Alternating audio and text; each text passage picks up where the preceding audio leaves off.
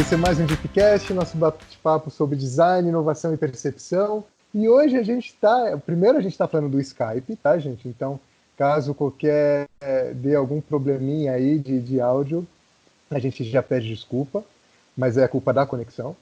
E hoje a gente tem um tema muito especial e muito bacana para a gente falar, porque né, nesse momento de pandemia e já pensando um pós-pandemia, onde tudo está falando, todo mundo está falando, os especialistas, as agências de tendência, falando que tudo vai ser digital, a gente está muito afim hoje de colocar uma pulga atrás da orelha disso e fazer algumas provocações.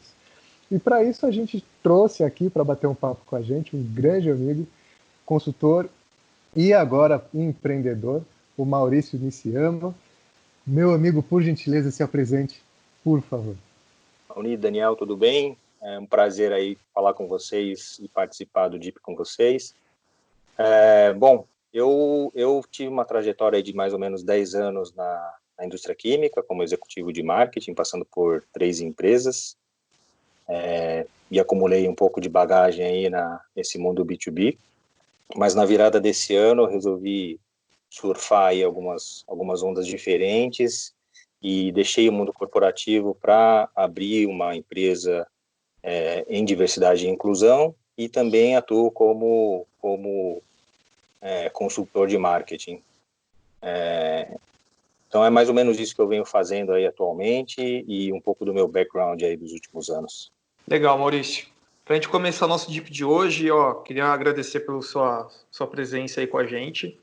E eu tenho certeza que hoje vai ter muito aprendizado e muita coisa boa aqui para os nossos ouvintes.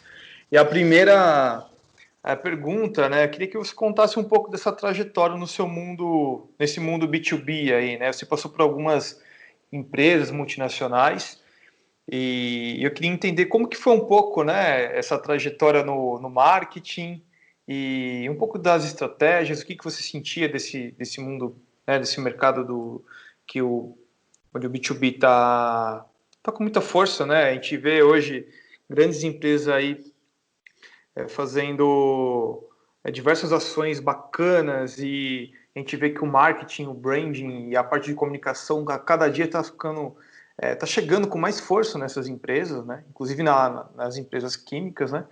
Então, se você pudesse mostrar um pouco, ilustrar para a gente um pouco de como foi essa trajetória nesse mundo B2B, seria excelente. Legal. Bom, eu comecei como estagiário de marketing de uma empresa chamada Dow, uma multinacional americana. E aí foi minha porta de entrada mesmo para o mundo B2B. Então, desde o meu início aí da carreira corporativa, sempre na indústria química e passando por áreas de inteligência de mercado, áreas mais corporativas, né? E depois chegando até a unidade de negócios na função de marketing. E a função de marketing dentro das empresas B2B, dentro de uma empresa química, ela é bastante vinculada com estratégia. Então, sempre fui trabalhando com estratégia, entendimento de mercado e como que os produtos químicos poderiam ser melhor endereçados nos diferentes mercados e aplicações finais. Ao longo desse tempo, aí eu saí da Dow, fui para uma outra empresa química chamada Angus, fiquei 3 anos e depois fiquei mais 1 ano numa empresa chamada Rodia Solvay. E ao longo dessa trajetória, eu fui, entendendo um pouco da estratégia, um pouco do que é marketing, de como que funcionam as atividades, as funções, e o tema digital foi emergindo também ao longo desses 10 anos de uma forma mais intensa.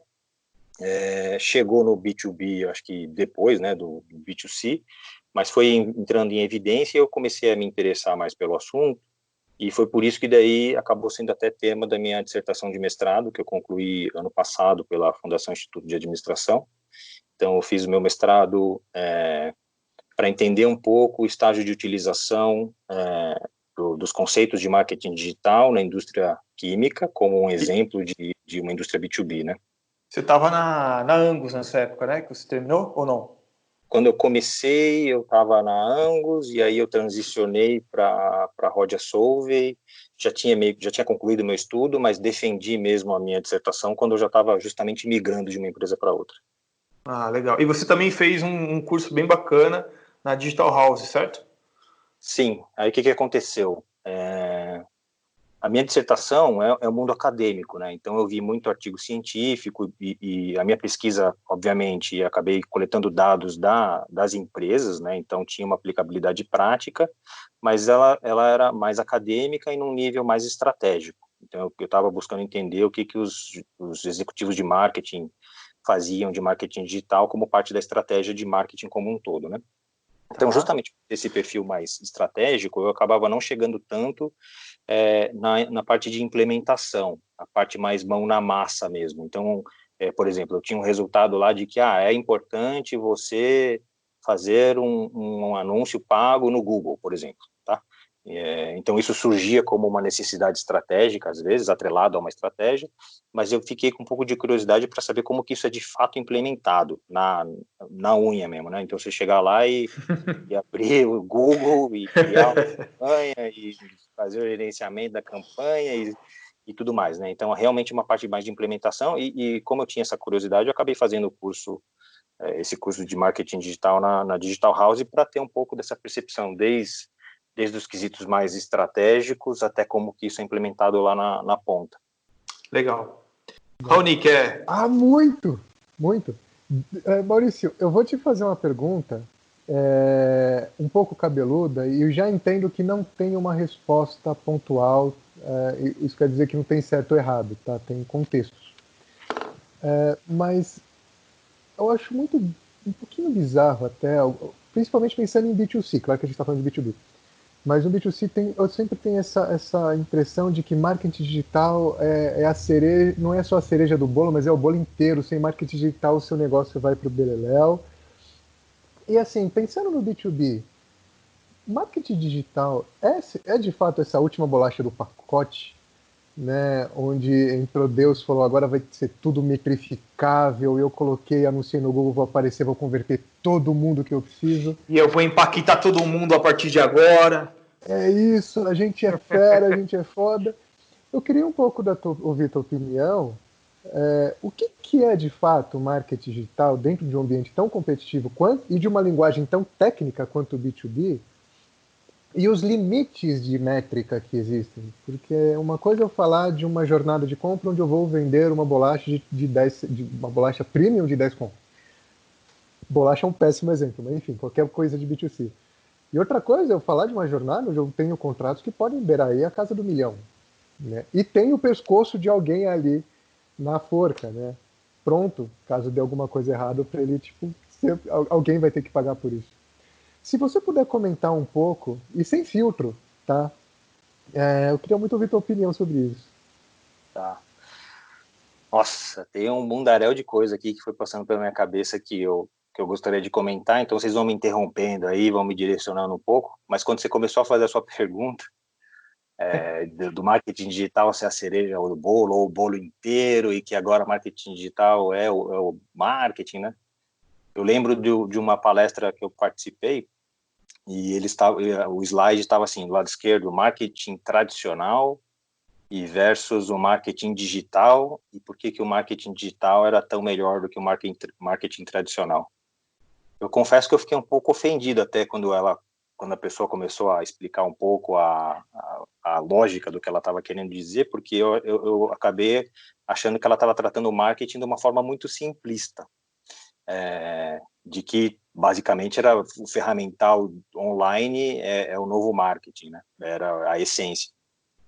Mas no final das contas, a disciplina de marketing e nesse ambiente B2B que é a minha maior praia, né, até agora, tem uma parte de estratégia muito forte, né, de definição de estratégia, de entendimento de cenários, de você conseguir endereçar o seu portfólio de produto da melhor forma, com o melhor valor para os clientes, e isso vai acabar indo em mercados finais super distintos. Então, falar que o marketing digital substitui o marketing, ou que é o novo bolo, é o bolo inteiro, não acho que seja uma realidade. O marketing é muito mais, e dentro do ambiente B2B, eu vejo o marketing digital como um dos braços importante, obviamente, dada toda a transformação que a gente vem vivendo, mas ela não é a totalidade do marketing.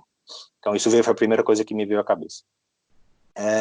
Tentando responder um pouco as outras partes da sua pergunta, e aí vocês vão também me direcionando, tá?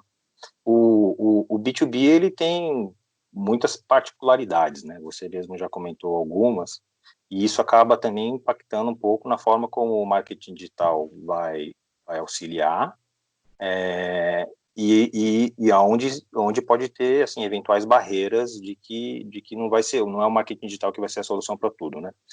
Então, bom, B2B, as pessoas sabem, mas é um tipo de compra muito diferente, tem muito mais influenciadores e tomadores de decisão, é um processo mais lento, né? Então, um processo mais técnico, são produtos mais complexos e de maior valor, em geral, que nem você comentou, não é comprar um pacote de bolacha, eu estou trazendo uma carga de milhões de reais, então até que ponto que o processo de tomada de decisão de compra ele é influenciado ou não pelo marketing digital e onde que podem haver barreiras, né?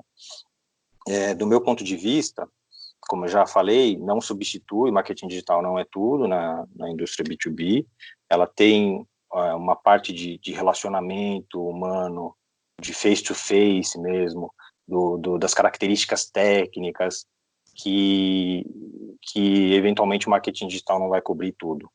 Porém, muitos dos atributos são muito interessantes para a dinâmica B2B.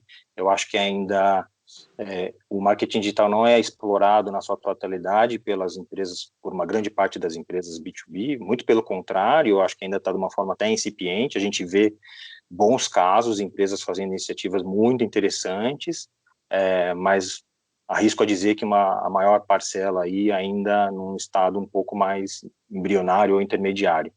E você acha que isso daí é para todo mundo ou só para grandes empresas que estão ou já estão nas mídias e fazendo o marketing digital? Ou não, tá todo mundo meio perdido nesse momento? Eu acho que tem empresas, bom, as multinacionais de grande porte, pela robustez e estrutura e tudo mais, inclusive de investimento em infraestrutura e recursos humanos, tudo acabam tomando um pouco da vanguarda em algumas ações de marketing digital. Mas, na minha opinião, eu acho que as iniciativas no ambiente digital, elas devem ser para todos os tipos de tamanhos de empresa.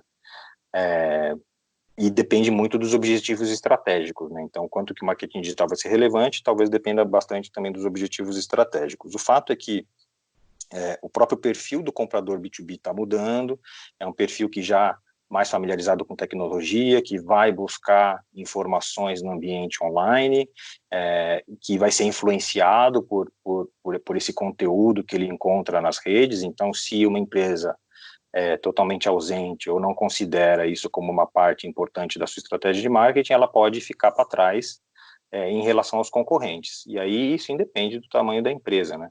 Talvez até para as empresas pequenas seja mais necessário ainda para conseguir ter um ambiente digital, um ambiente meio que democrático, né? Então, assim, dependendo das ações que você tomar, você consegue ter maior exposição de marca, compartilhar conteúdos mais interessantes e gerar um lead um pouco mais aquecido.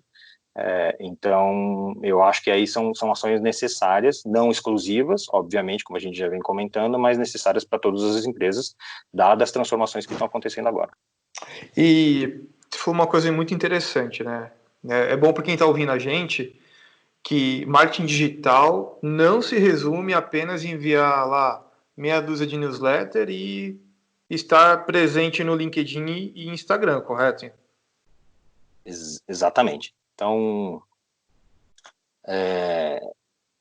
como até foi um dos resultados que a gente teve lá, eu e o meu orientador, que a gente colocou na dissertação, que a gente tentou montar um framework do que seria aí o marketing digital no B2B, né? E realmente essa parte de você mandar uma newsletter ou então estar presente no LinkedIn, no Facebook, no final das contas são os canais pelos quais você vai acabar chegando no seu objetivo final. Mas antes disso, e talvez de uma forma mais importante, ter um alinhamento estratégico muito claro do que você quer tomar determinadas ações no ambiente digital.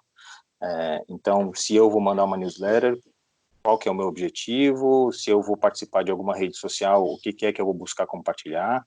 E aí isso acaba sendo muito influenciado, de novo, pela estratégia que a empresa tem e pelo entendimento da jornada do consumidor, né? Então, o meu cliente, como é que ele vai caminhar nessa jornada no ambiente online até que ele tenha uma decisão de compra.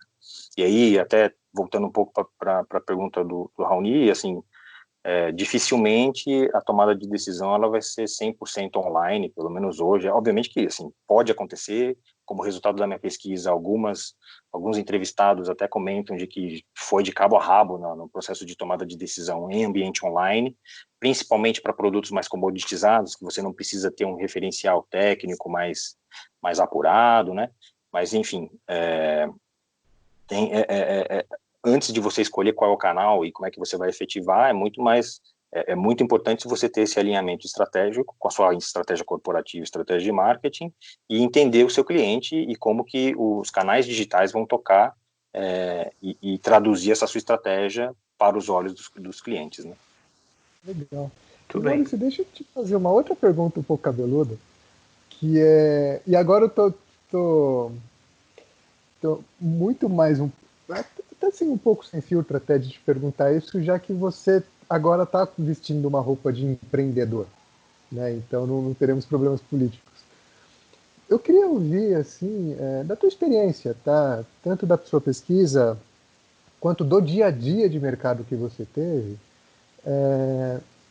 Qual que é a qualidade estratégica do mercado B2B? Mercado B2B estou sendo redundante, mas enfim, do B2B, para trabalhar essa relação de experiência de consumo. Porque no B2B é interessante que quando a gente fala do B2C, eu estou falando diretamente de experiência com o consumidor direto. Se eu estou do B2B, eu tenho que entender o cliente do cliente. Então é uma cadeia de experiências que eu tenho que gerar. Mas se eu não tiver o campo estratégico muito claro, a estrutura muito bem definida, o marketing ele vai ficar manco, né? E aí eu não vou conseguir fazer nada, eu vou criar um objetivo fantástico, eu vou ter métricas incríveis, mas eu não vou ter resultado. Eu queria ouvir um pouco de você, qual que é a maturidade do mercado na relação estratégica para a gente desenvolver um bom marketing digital? É uma pergunta cabeluda mesmo. Eu vou pegar um pouco nas experiências Gostei. que eu tive no mundo corporativo, um pouco como resultado da própria pesquisa que eu fiz, um pouco baseado na literatura acadêmica que eu acabei acessando. Eu acho que o grau de maturidade aí, ele vai variar bastante de empresa para empresa, né? Obviamente. De uma forma geral, eu acho que o mercado B2B como um todo, na hora de vincular a estratégia com as ações de marketing digital, ela está ainda bastante atrás das práticas de B2C. E aí não sou só eu falando, mas isso é respaldado também pelos artigos, pela grande parte dos artigos acadêmicos. E também, se você falar aí com a maior parte dos executivos de marketing, talvez ele te passe essa percepção. Eu acho que, assim, em termos de elaboração de estratégia como um todo, principalmente as empresas que têm uma robustez maior e que têm uma estrutura para fazer isso, o marketing dentro do B2B é sempre muito vinculado à estratégia. Então, acho que isso é mais maduro, em termos de você definir a estratégia e trabalhar a estratégia dentro do marketing. Agora, fazer esse link entre os seus objetivos dentro dessa estratégia e como que isso vai ser implementado dentro dos conceitos de marketing digital, aí sim eu acho que estamos um pouco menos maduros, né?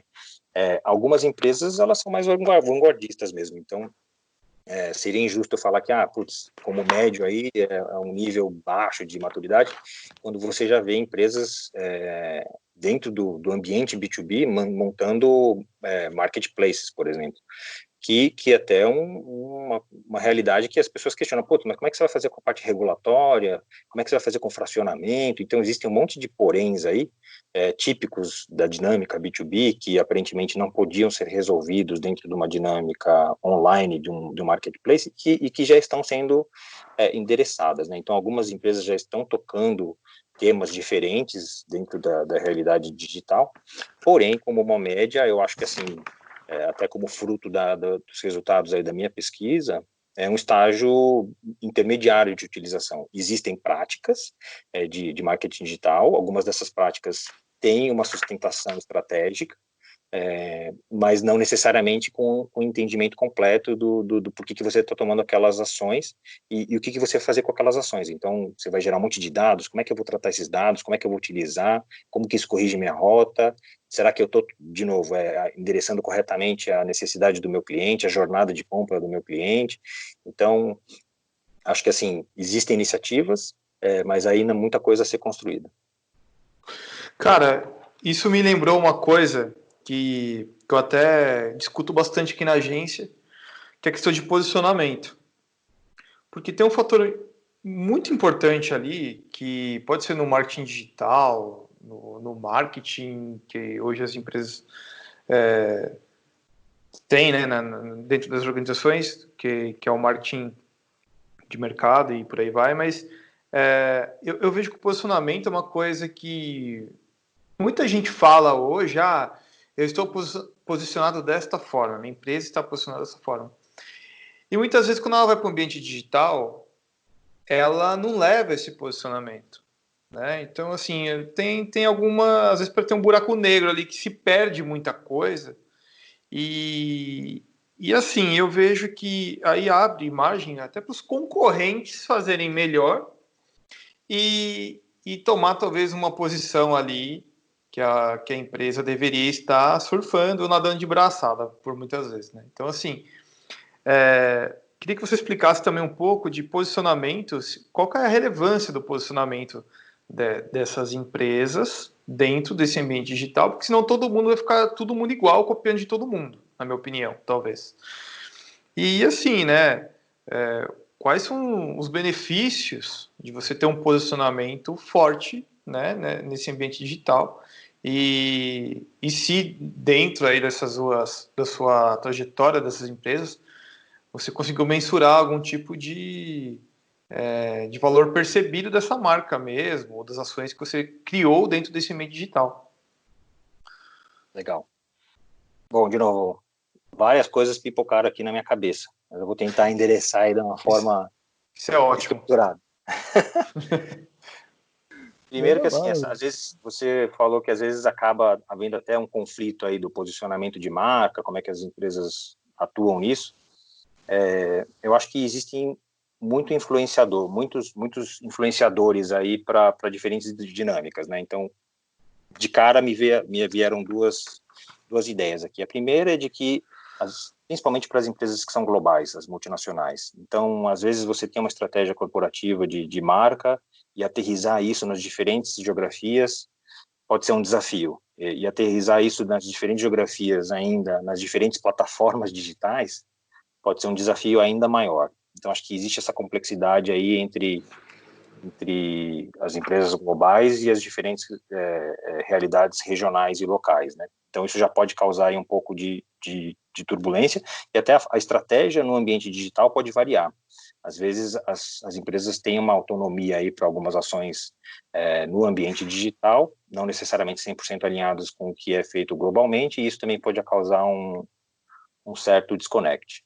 O outro ponto que me veio, estava até lendo esses dias, num livro aí que fala sobre a realidade B2B, e falava que uma das tendências, talvez, que devesse aí mudar um pouco, é a parte de marketing estratégico, do que se chama de marketing B2B, né, que é mais vinculado à estratégia, estar no mesmo ambiente, ou então debaixo do mesmo chapéu do grupo de comunicações. E acho que talvez a maior parte das empresas B2B talvez tenham isso de uma forma separada, né?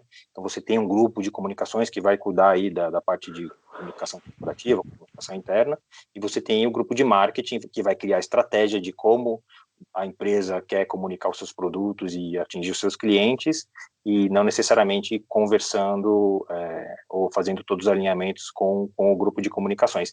E isso também pode causar esse ruído nessa questão de reconhecimento de marca que você estava comentando. Então, acho que essas foram as duas primeiras coisas que me vieram à mente aí, nesse quesito que você levantou.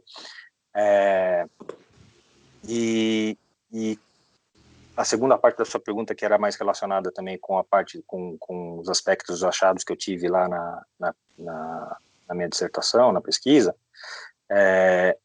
o tema reconhecimento de marca no B2B, ele apareceu de forma muito robusta em todos os grupos que eu estudei. Então, eu estudei um grupo que foram os respondentes, que são executivos de marketing da indústria química, eu estudei uma cadeia de valor, então eu também entrevistei clientes dessa indústria química, né, um segmento específico de tintas e revestimentos, que eu tinha que fazer um recorte aí do meu universo de estudo, e também estudei especialistas em marketing digital, especialistas, consultores e professores, para tentar estabelecer o estado da arte, do marketing digital na atualidade. E essa parte de ter reconhecimento de marca apareceu de uma forma bastante robusta nos grupos, né? Inclusive, acabam atrelando aí que o marketing digital no B2B tem dois grandes propósitos, que é o reconhecimento de marca e a geração de leads. Então, eu acho que isso, pelo menos, é claro para as organizações, e o que elas precisam fazer é esse alinhamento de áreas e funções, né, como, por exemplo, marketing e comunicações, e também esse alinhamento nas diferentes geografias e âmbito global, regional e local. E digo mais ainda, hein? Sua pergunta? Não, e digo mais, só completando aí, eu acho que em breve as empresas vão ter um departamento de branding, porque hoje não tem. A gente vê muitas empresas contratando agências, né, para que crie o branding, mas no final das contas, cara, o branding é gerar valor, é posicionamento, enfim, isso está dentro, está interno da empresa. Então, eu acho que se você pegar lá atrás, onde tinha aquele modelo de negócio muito pautado para venda, né? Venda de produto. Então, eu tenho demanda, produzo e vendo. Depois vem o marketing, né? Com o modelo também de você conquistar mercado, produto, estudo, tendência, por aí vai. E hoje o branding está vindo muito forte, principalmente no B2C. Né? Então, você vê grandes empresas como Nubank, o próprio Uber, 99, e por aí vai, investindo forte em como eles se posicionam diferente de tudo, né, desafiando o status quo aí, tudo que já vem sendo feito. E aí eu vejo grandes organizações como a Oracle agora também, IBM, né, enfim, tantas outras empresas também de tecnologia, mas também está imerso nesse mundo B2B, que os caras estão investindo forte em branding. E eu acho que a tendência é que em algum momento vai chegar e vai demandar esse departamento, porque no final é uma coisa que o Raul até fala, né? Assim, que a tecnologia todo mundo tem, profissionais qualificados todo mundo tem, e no final o que vai diferenciar é assim, óbvio, não menosprezando o produto, matéria-prima, etc., mas assim, quem contar uma boa história, quem conectar muito bem essas áreas que você falou dentro da empresa, esses departamentos, e levar isso para o mercado, que a minha empresa tem uma cultura bacana, que tem profissionais felizes, colaboradores engajados, eu consigo gerar valor para a sociedade e no fim, e de uma certa forma, a minha marca ela é desejada não só para outros B2Bs, mas por completo, pela sociedade como um todo. Então, Até porque o acesso à informação, desculpa te interromper, mas até porque o Pode acesso à falar. informação que a gente tem hoje, o consumidor final, no final das contas, ele também está querendo entender se o fabricante do tênis lá dele, que ele quer comprar, se ele está comprando as matérias-primas de uma fonte adequada em todos os âmbitos, né? No âmbito ambiental, no da sociedade, em tudo, né? Então, eu acho que a extração do valor do branding mesmo, que essas empresas, mesmo no B2B, têm que fazer, elas vão se diferenciar no mercado, né? Tem uma maior chance de diferenciação no mercado justamente porque agora o acesso à informação é muito maior e os consumidores vão querer saber um pouco mais para trás na cadeia. E se isso acontece, o fabricante lá de tênis vai querer que a sua cadeia de valor como um todo esteja de acordo, senão acaba causando ruídos gigantescos, como inclusive são casos aí públicos, casos de escola de negócios aí de que isso aconteceu, né, de um fabricante não ter uma sustentação na cadeia de valor, ou comprar matéria-prima aí de alguém que não está alinhado com os seus propósitos e acabar tendo impacto financeiro mesmo, direto. Total. Então, acho que as empresas B2B vão olhar para isso e, obviamente, já olham para isso. Umas mais, outras menos, mas tem que olhar. E Maurício, eu queria dar uma pimentada no papo, porque a gente tocou em alguns pontos que eu acho que são muito críticos para o universo corporativo. Que primeiro é coerência, né? E o segundo é a necessária adaptabilidade para um mundo digital, que se ele quiser entrar, ele precisa se tornar mais ágil. Só que se a gente fala de um varejo, de um B2C, seja lá qual for, a gente está falando de uma canoinha, né? Tipo, ele vira a hora que ele quiser, tá bom. Se a gente está falando de um mercado corporativo pesado, B2B, a gente está falando de Titanic, né? Então, às vezes eu vejo que existe uma onda muito interessante de querer entrar no ambiente digital, mas esquecer que é preciso olhar para dentro e retomar e desenvolver, e até muitas vezes desconstruir a cultura organizacional da própria corporação, para que ela se adapte, né? Nem que ela se transforme, não, simplesmente para ela se adaptar a um novo modelo, né? Um novo mapa mental. E aí eu queria ouvir um pouco de você, como é que anda esse processo? Tá? Porque eu tenho cases de clientes do tipo, não, eu quero ser líder, eu quero falar que eu sou isso, eu quero ter o meu conceito de marca e meu posicionamento X, legal, mas como é que é você? Você é isso que você está falando? Você consegue ser coerente com essa manifestação? E outra, se o teu cliente comprar, ele vai perceber isso que você está falando? Como é que é isso nas corporações que você passou e nos estudos que você fez? Nossa, é uma pergunta mais cabeluda que a outra, né? No final das contas. É por isso que você está aqui, ô Maurício. E por isso que é divertido. Não, É, porque assim, a gente escolhe os convidados a dedo, viu? Não é assim, vamos pegar ele só por pegar. Não, a gente sabe que você tem bagagem para compartilhar aí. Com certeza. olha, realmente, não, as mudanças, você deu o exemplo da canoinha aí, realmente, a maior parte das empresas B2B, elas têm o tamanho de um transatlântico, né? E você fazer uma manobra aí é mais difícil. E por isso que você tocou num ponto que para mim é chave de ser prioritário para essas empresas, justamente porque os movimentos delas são mais difíceis de serem feitos. Então, se você não tiver isso como cultura da empresa, talvez esse seja o primeiro passo, vai, para você conseguir uma maior agilidade no mundo digital. Se isso não está introjetado e bem entendido na cultura das empresas, dificilmente você vai conseguir ter uma agilidade maior e dificilmente você vai conseguir traduzir isso em valor percebido para o seu cliente, né? Então, um pouco das vivências que eu vejo, assim, eu acho que existe a preocupação das grandes corporações, principalmente as maiores, né? De como que isso deve ser realizado. Dado o dinamismo atual, do meu ponto de vista, eu acho que acaba sendo um pouco lento de você tomar essas ações de transformação de cultura, né, e entendimento, então acaba impactando acaba lentificando todo o processo. Então algumas empresas tomam aí iniciativas digitais, mas às vezes não sabem nem muito bem o porquê, e isso é muito questionado internamente. Então, se não houver aí um alinhamento bastante robusto em termos de termos isso, queremos ter isso como cultura e o mundo está indo para essa direção e precisamos fazer algumas adaptações, dificilmente você vai conseguir traduzir isso para o seu cliente, né? E aí eu vi isso acontecer algumas vezes aí. Mas, de novo, eu acho que assim, isso é sabido, pelo menos pelas organizações. Agora, o quanto que elas estão dedicando esforços para mudar.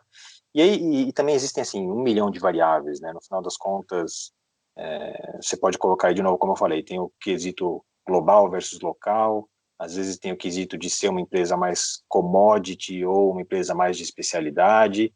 Então, a necessidade da sua celeridade no mundo digital, ela pode ser diferente. Então, até é compreensível que algumas empresas se questionem bastante e tenham um pouco maior, uma lentidão maior aí para fazer as transformações. mas o fato é que alguma coisa ela tem que fazer, algumas mudanças ela vai ter que realizar, independente de ser um transatlântico B2B, matéria-prima 100%, algumas coisas acho que as empresas vão precisar adaptar até para sobreviver, né? E aí, isso porque a gente não está nem entrando em outros departamentos do tipo atração e retenção de talentos, né? Então, se você for pensar nessa meninada mais de hoje, super conectada, tecnológica, se você não tem isso introjetado minimamente na cultura da sua empresa, como é que você vai atrair talentos para dar perpetuidade na sua empresa B2B tradicional? Se tem uma Nubank aí, que você usou como exemplo, né? Nubank, Uber, que oferecem isso como core da empresa, né? Então, existem vários âmbitos aí que eu acho que precisam ser trabalhados. E a indústria, ela sabe, às vezes um pouco mais, um pouco menos, mas ela sabe. Legal. Isso tem tudo a ver com propósito, né? Eu estou estudando bastante propósito ultimamente, eu vejo que empresas que têm propósito, elas vão muito mais longe e conectam com mais facilidade as pessoas e outras empresas também, né? Então, assim, o lance do propósito eu acho que nunca vai ser uma coisa que vai cair em desuso, porque é o que você falou, né? Então, as pessoas elas se conectam com uma proposta de valor ou com princípios, né? Que, que isso Nem é vamos muito, entrar muito forte. nesse âmbito aí, porque senão a gente vai ter que marcar um Ixi, outro dia, a gente vai porque marcar. a minha transição do mundo corporativo para uma parte mais de empreendedorismo, ela gira muito em torno de propósito. Até escrevi um texto no LinkedIn recentemente falando sobre isso. E eu acho que no Sim, final das contas, o seu propósito pessoal, ele acaba também se alinhando um pouco com o propósito das empresas, né? E aí, quando você fala de propósito, você vai falar de cultura, e quando você fala de cultura, de repente você vai falar um pouco de digital também. Então, acho que as coisas estão todas interligado. interligadas. E já mudando um pouco de assunto, você começou agora uma startup em diversidade, certo? Inclusão. O que É. você está fazendo? Qual que é esse novo desafio? Conta pra gente um pouco. Estou começando agora com o meu sócio, o Marcos Querex. É uma empresa de diversidade e inclusão, é uma consultoria, e a gente quer trabalhar a diversidade e inclusão de diversas maneiras e até um pouco de uma forma diferente.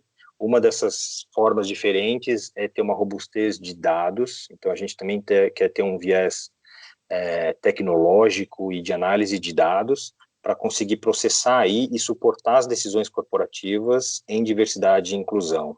Então, você ter uma melhor compreensão de quem é a sua empresa, de quão diversa ela é, de quão inclusiva ela é, se os funcionários têm uma percepção de segurança psicológica ok e, portanto, se sentem parte da empresa, né? Então, são não só você ter uma diversidade, mas você também ter, de fato, uma inclusão. Então, é um tema que eu nunca trabalhei diretamente, mas eu sempre tinha isso como um valor, né?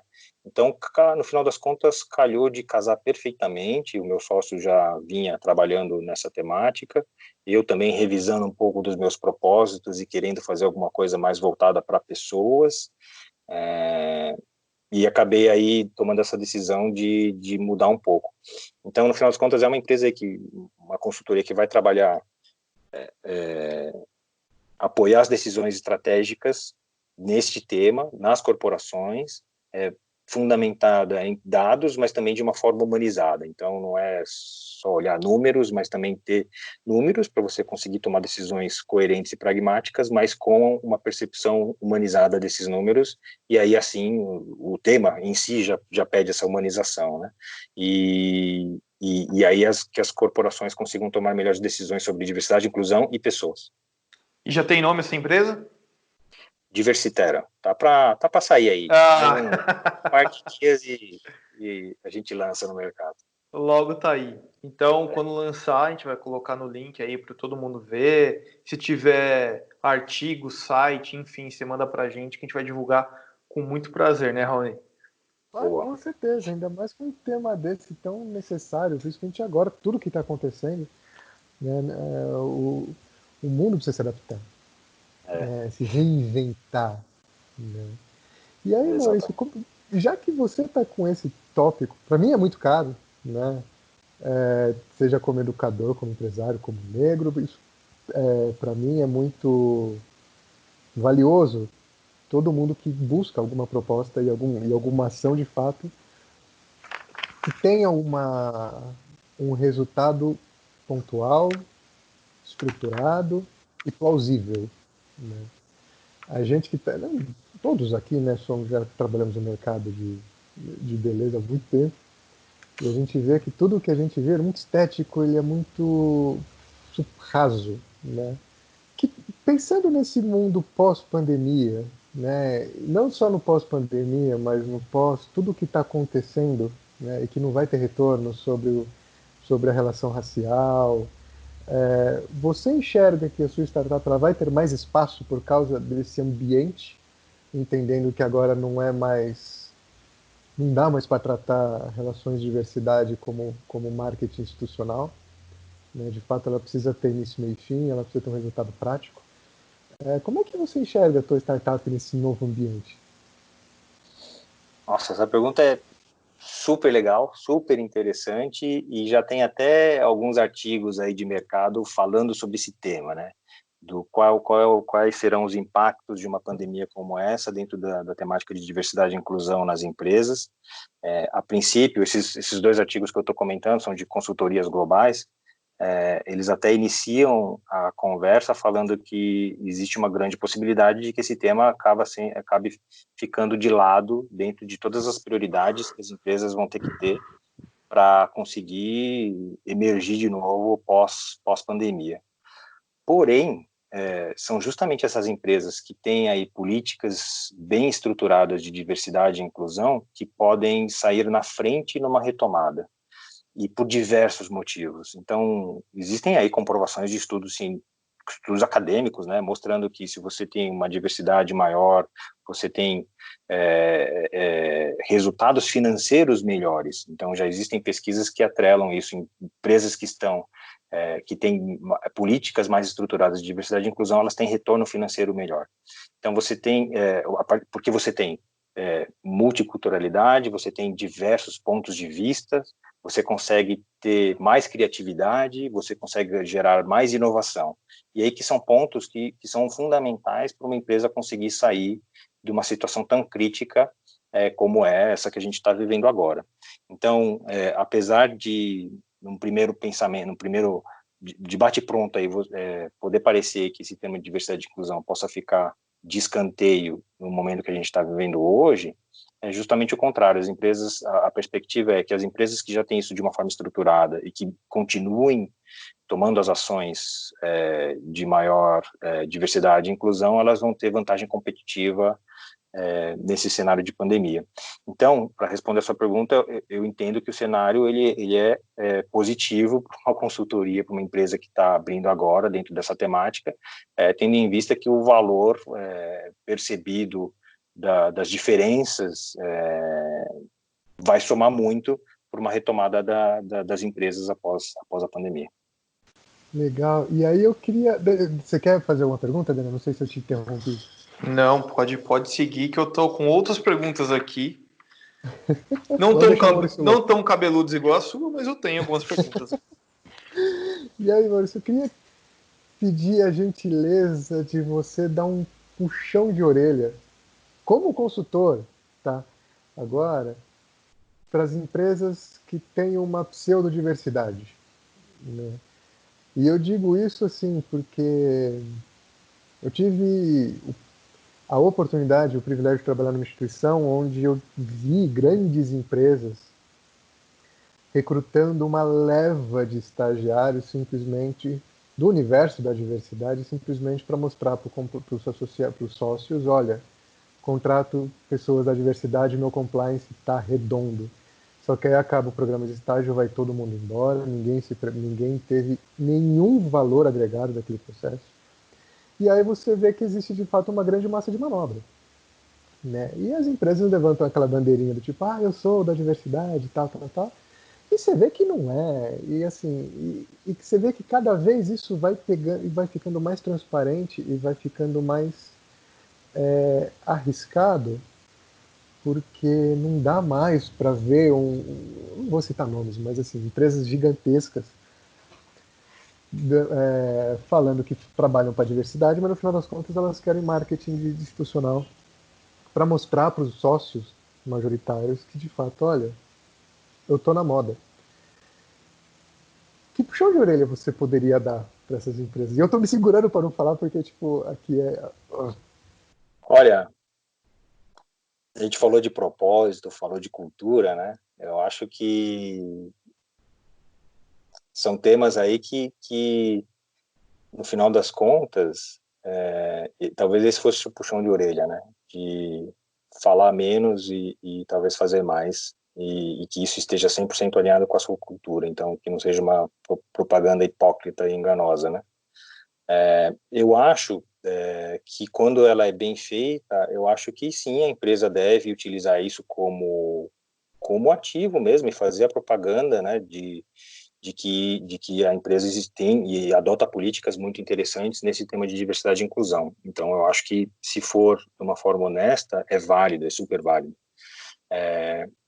Mas justamente tem que ser de uma forma honesta, né? E acho que assim a empresa precisa compreender e entender a sua estrutura, os seus funcionários e ter certeza de que há um fit entre o que é que está sendo comunicado externamente e o que é que está sendo comunicado internamente. Eu vou te dar um exemplo, também sem citar nome, mas num dos pilotos que nós fizemos, na estruturação desse serviço que a gente vai prestar, no final das contas a gente tenta fazer um levantamento censitário da demografia, para entender quão diversa a empresa é, e também tenta fazer, através de questionário, entrevistando todos os funcionários da empresa, fazer um panorama da percepção de inclusão dessa empresa através de conceitos aí de segurança psicológica, e entre outros.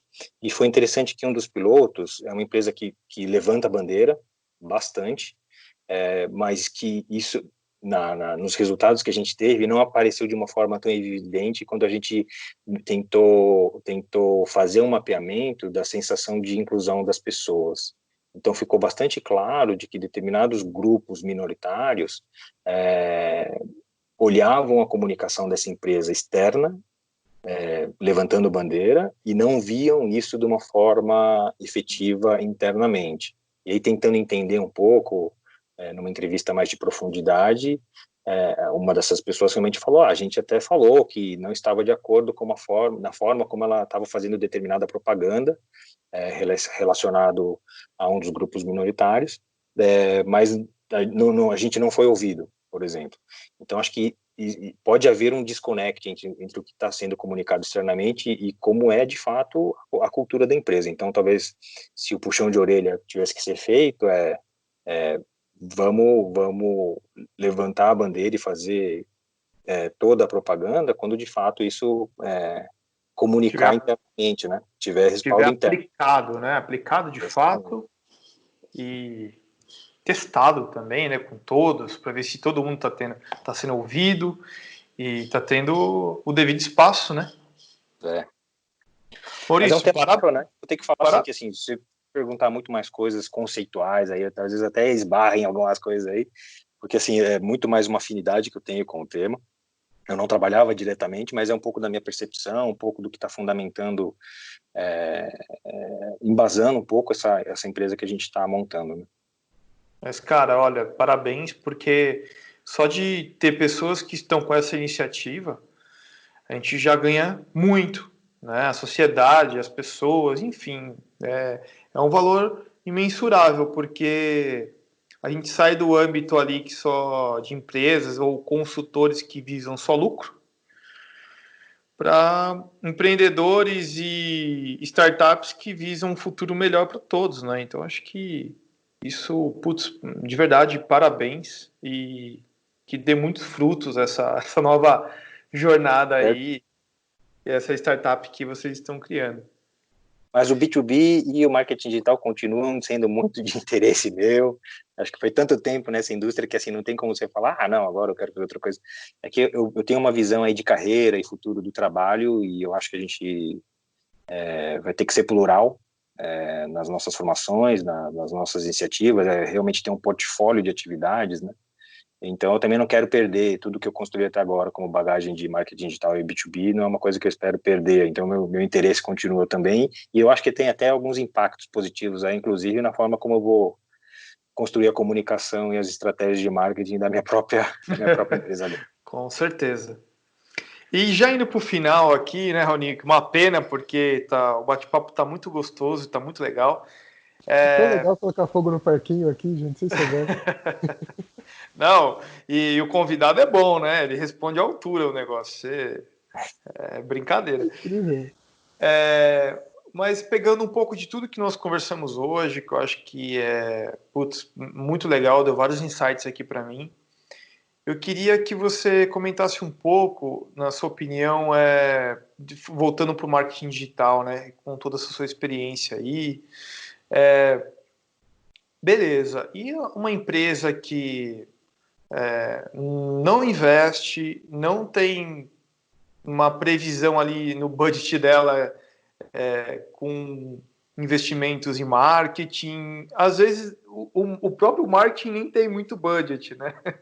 Mas ela está querendo começar, ela quer explorar melhor esse universo do marketing digital e também se conectar com o público, em todas essas plataformas e canais, né, que a gente tem disponível. Então, assim, qual que é uma dica que você pode dar para essas pessoas e empresas que estão querendo começar aí nessa jornada digital? Acho que parte da minha resposta a gente até acabou passando, e a primeira ação, eu acho que ela é relacionada à cultura.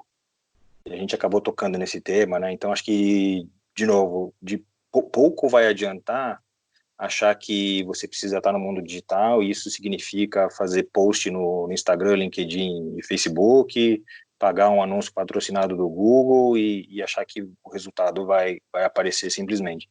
Eu acho que existe aí um trabalho de cultura, porque você está falando de tecnologia, você está falando em geração de dados, então são temáticas aí que às vezes não são o core dessas empresas B2B. Então existe aí um trabalho de cultura e pessoas. E justamente por causa disso, uma outra coisa que eu acho que precisa ser realizada é a parte de treinamento dos funcionários e executivos, e ter um perfil, e até trabalhar um pouco o perfil dos funcionários, né? Então, quando a gente está falando de ações digitais, a gente também está falando aí de uma geração de dados muito importante. Então, o perfil do executivo de marketing, especificamente falando agora de marketing, né? O perfil do executivo de marketing, ele também vai ter que fazer essa mescla entre a parte criativa, mas uma parte analítica forte de dados e entender a jornada do consumidor. Então, eu acho que antes de você sair comprando ferramentas e coisas digitais, acho que precisa haver, então, uma mudança de cultura, mindset de cultura, uma preparação desses executivos, né? E aí sim, começar a fazer de uma forma mais robusta as iniciativas, juntando de novo um pouco o que foi o nosso início da conversa, né, da estratégia e os objetivos da empresa. Então, você ter esse alinhamento entre a cultura das empresas, o preparo dos executivos e funcionários, correto nesse mundo digital, né? E o alinhamento com a estratégia corporativa, a estratégia de marketing, aí sim você consegue desencadear essas ações mais táticas do marketing digital e escolher melhor os seus canais. Então, acho que essa seria a dica. E uma outra dica é que, dependendo da realidade, isso até é um tema discutido aí por algumas dessas martechs, né, que são as startups de tecnologia para marketing. Até que ponto vale a pena fazer isso 100% interno, até que ponto vale a pena contratar uma agência especializada, né? E aí só as empresas que vão ter essa resposta e conseguir fazer essa análise de quanto que ela quer dedicar de esforço para internalizar todo esse processo do marketing digital e o quanto que ela pode contar com uma ajuda de um terceiro.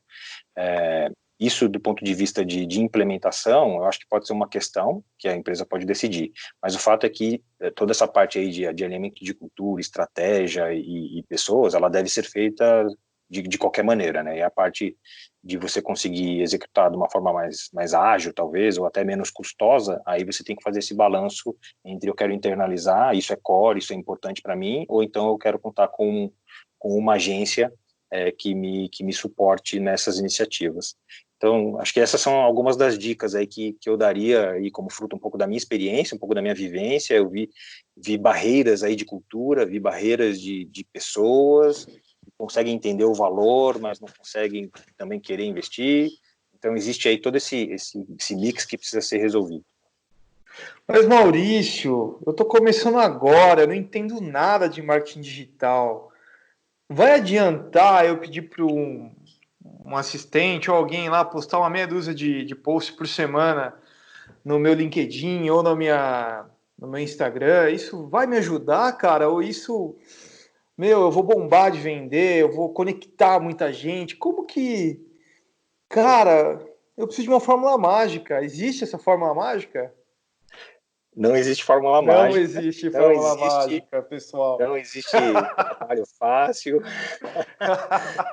Infelizmente, você não pode simplesmente estalar os dedos e jogar o tema para o alto e achar que vai ser resolvido por causa de um par de posts na internet. Inclusive, pode ter o efeito contrário, né? Se você não sabe muito bem do que você está fazendo e por que você está fazendo, a forma como você vai se comunicar nos canais, ela pode trazer prejuízo ao invés de trazer algum benefício. E vai falar, puta, que empresa amadora, né? Melhor não fazer nada muitas vezes do que fazer e mal feito, né? Então, assim, então tem que... Puta, tem tanta coisa bacana que dá para fazer, mas tem que ter gente, tem que ter equipe, tem que ter DNA, né? Tem que ter aí esse propósito bem alinhado com comunicação. Tem que ter uma previsão de investimento também, né? Eu acho que tem uma série de coisas que a gente precisa levantar antes de começar a criar conta aí no LinkedIn e sair atirando para tudo quanto é lado, né? E tem que aprender a entender de gente, né? Também, senão. Perfeito. Perfeito. Detalhe, né? Isso daí tô falando só da vontade da empresa em querer aparecer. E não mencionei se ela foi atrás de minimamente entender para quem ela quer se aparecer e vender também, ou enfim. Perfeito. Aqueles pontos de jornada do consumidor, né? Então, acho que existem muitos tópicos aí que precisam ser entendidos. Pessoas internas e pessoas externas, né? Acho que precisa ter um preparo correto dos seus funcionários e o entendimento do cliente que você quer atingir.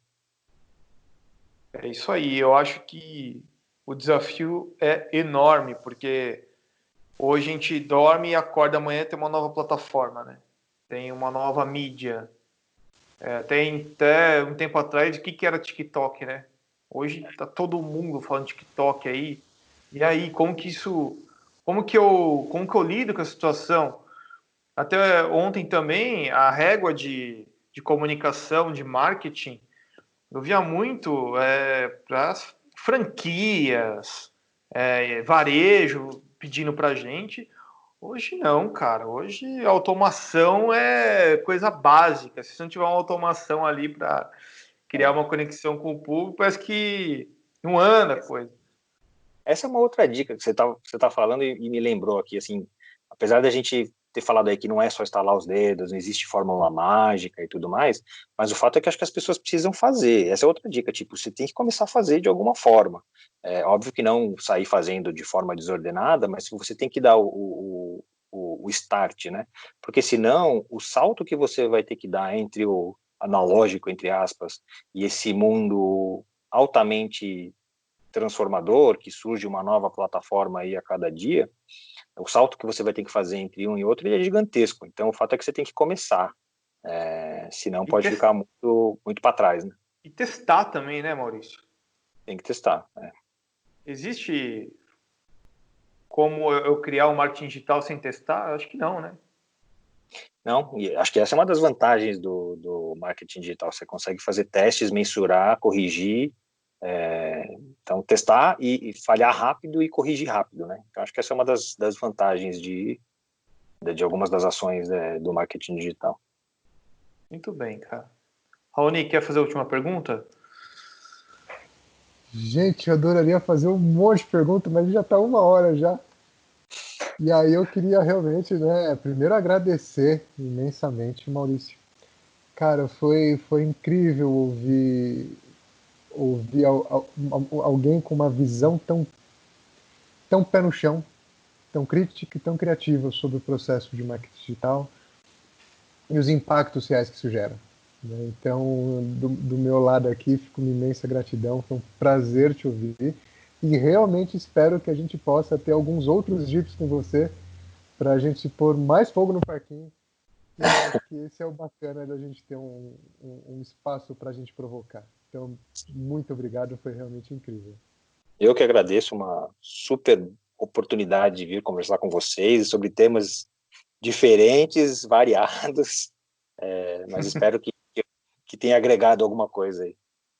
Com certeza agregou, Maurício. Pode ficar tranquilo que não é sempre que a gente tem essas oportunidades, mas a gente vai falar muito ainda e de outros temas. Espero que no futuro a gente possa falar bastante da sua startup, até para mostrar um pouco do trabalho que você vai estar fazendo com todo esse seu know-how e toda essa expertise que você tem aí, que é sensacional. Então, queria agradecer aí, pessoal. Hoje aí com o Maurício foi muito bacana e espere o próximo DIP, né, Raoni, que tá cheio de novidades, cheio de coisa boa e espero que em breve a gente possa trazer mais conteúdo de relevância como esse que foi hoje, né? Com certeza. Então, nos aguardem, com certeza vai muito mais surpresa. Obrigado, Maurício. Obrigado, meu amigo.